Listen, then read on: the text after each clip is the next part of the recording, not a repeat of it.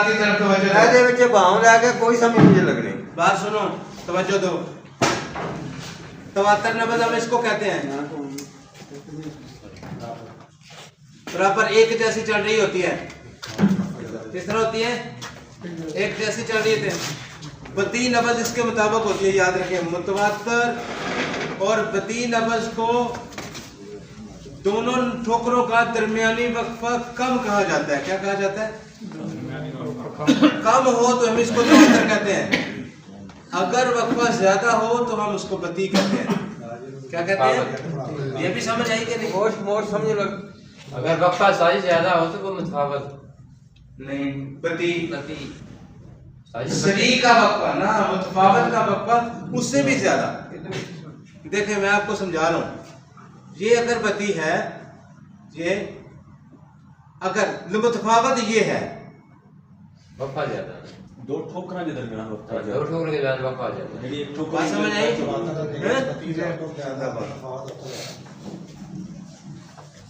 लो जी अगला सबक साजी जानते हैं? ਜਿਹੜਾ ਤੁਸੀਂ ਦੱਸਿਆ ਨਾ ज्यादा है।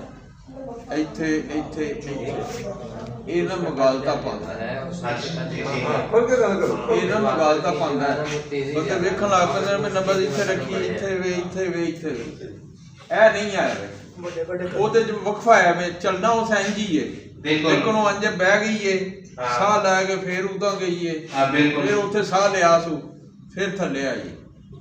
भाई रसूलुल्लाह जी गुजारिश है क्या है मरीज सामने होए ते समझ आउंदी है ਹਾਂਜੀ क्यों जा जांदी है? ਨਹੀਂ ਉਂਝ ਨਹੀਂ ਆਉਂਦੀ। ਜਿਹੜੀ ਆ ਦੱਸਨੇ ਆ ਨਾ ਇਹ ਤੇ ਕਿਉਂ ਸਾਜੀ? ਜ਼ਿਆਦਾ ਪੈਂਦਾ ਹੈ। क्यों सर जी ਉੱਥੇ ਨਹੀਂ ਆਉਂਦੀ ਬੈਗ ਉਸਤਾਦ ਦੇ ਕੋਲ ਇਹ ਲੈਣ ਭਜਾ ਕੇ ਵਿੱਚੋਂ ਦੱਸੋ ਇਹਦਾ ਬਟਨ ਕਿਹੜਾ ਹੈ ਲਾਈਟ ਦਾ? ਇਹ ਤੇ ਅੱਖਾਂ ਨੂੰ ਪੈਣ ਦੇ। नहीं दूजा ने पहला पहला बात कर चलो हाँ जी उस्ताद जी आगे ਆ ਨਕਸ਼ਾ ਨਹੀਂ ਇਹ ਭੁੱਲਣਾ, ਫਿਰ ਗੱਲ ਬਣਦੀ, ਫਿਰ ਬਣਾ ਬਦਲੀ। उस्ताद जी मैं तुम्हारे सामने सादे मैं आपके सामने एक बात ਹਾਂਜੀ सारे भाई मेरी बात को नोट